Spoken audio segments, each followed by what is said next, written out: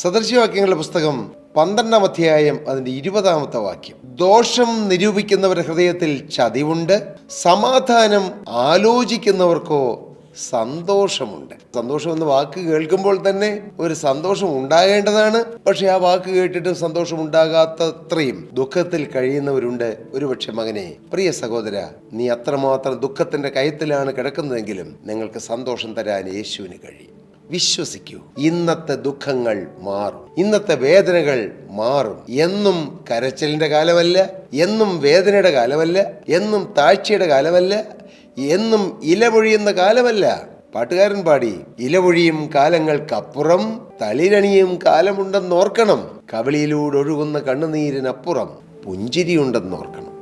ഒരു സീസണിൽ ഇലപൊഴിയും, പക്ഷേ മറ്റൊരു സീസണിൽ അത് തളിർക്കും.